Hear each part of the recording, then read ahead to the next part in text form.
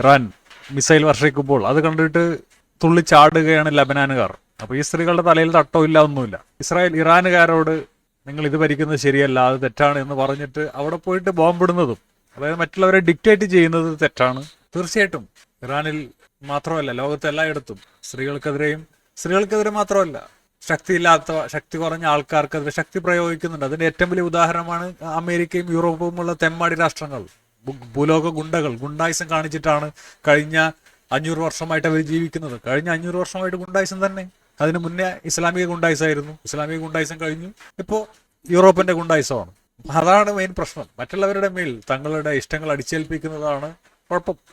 News സെന്ററിന് നേരെ Israel ബോംബിട്ടു. അപ്പോൾ അവിടെ ന്യൂസ് വായിക്കുന്ന ഒരു സ്ത്രീയായിരുന്നു.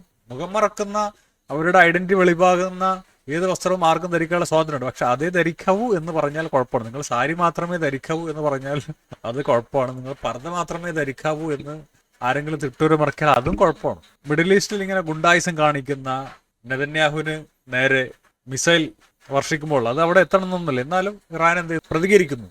അത് കണ്ടിട്ട് അറേബ്യൻ ജനത ആഹ്ലാദിക്കുകയാണ്. തീർച്ചയായിട്ടും ഇതിന്റെ അനുരണനങ്ങൾ മിഡിൽ ഈസ്റ്റിലുണ്ടാകും.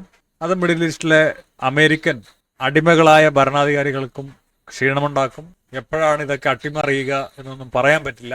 അപ്പോൾ നമ്മൾ പവറുള്ള സമയത്ത് നമ്മൾ മറ്റുള്ളവരോട് നല്ല രീതിയിൽ പെരുമാറണം. അത് നമ്മുടെ സുരക്ഷയ്ക്ക് വേണ്ടിയിട്ടാണ്. കാരണം എപ്പോഴും പവർ നമ്മളുടെ കയ്യിൽ ഇരിക്കണമെന്നില്ല. പവർ ഇങ്ങനെ മാറി മറിഞ്ഞുകൊണ്ടിരിക്കും. കുട്ടി യുവാവാകും, അപ്പോൾ ഇന്നത്തെ യുവാവ് നാളത്തെ വൃദ്ധനാണ്.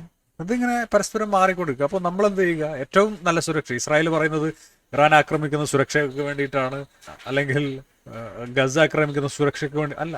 നിങ്ങൾക്ക് ഒരിക്കലും സുരക്ഷ തരില്ല. അപ്പൊ നമ്മളുടെ സുരക്ഷ എന്ന് പറയുന്നത് സഹവർത്തിത്വത്തിലാണ്, സമത്വത്തിലാണ്. എല്ലാവർക്കും അവകാശങ്ങളുണ്ട്, നമ്മളെപ്പോലെ തന്നെയാണ് എല്ലാവരും എന്ന് മനസ്സിലാക്കി അവരോട് ആ രീതിയിൽ പെരുമാറുക. നമ്മൾ എന്തൊക്കെയാണോ ഇഷ്ടപ്പെടാത്തത് അത് മറ്റുള്ളവരോട് ചെയ്യാതിരിക്കുക. നന്മയാണ് നമ്മുടെ പ്രതിരോധം.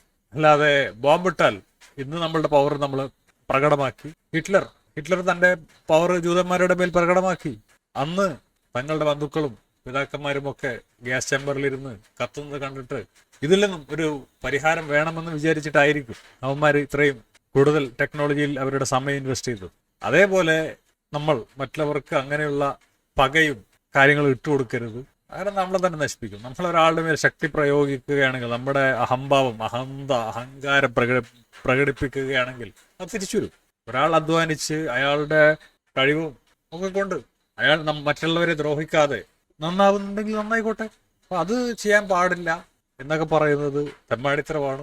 മിഡിൽ ഈസ്റ്റിൽ അല്ലെങ്കിൽ ലോകത്ത് ആര് പെട്രോൾ വിൽക്കുന്നുണ്ടെങ്കിലും അത് സമ്മതിക്കില്ല. ബ്രിക്സ് സ്വന്തമായിട്ട് വിദേശ നാണ്യ ബ്രിക്സ് രാജ്യങ്ങൾ അമേരിക്കൻ പണമിടപാടിന് പകരമായിട്ട് സമാന്തര പണമിടപാട് സംവിധാനം കൊണ്ടുവരുന്നു എന്ന് പറഞ്ഞപ്പോൾ ട്രംപ് ഭീഷണിപ്പെടുത്തി. സകലത്തിനെ നശിപ്പിച്ച് കളയെന്ന് ട്രംപ് ഭീഷണിപ്പെടുത്തി. അങ്ങനെയുള്ള ഭീഷണികൾ, അതാണ് ഇവിടെ ലോകത്തിന്റെ പ്രശ്നം. ലോക ഗുണ്ടയാണ് അമേരിക്ക. അമേരിക്കയുടെ സഹഗുണ്ടയാണ് ഇസ്രായേൽ. ഗുണ്ടായിസമാണ് ഇവരുടെ പണി.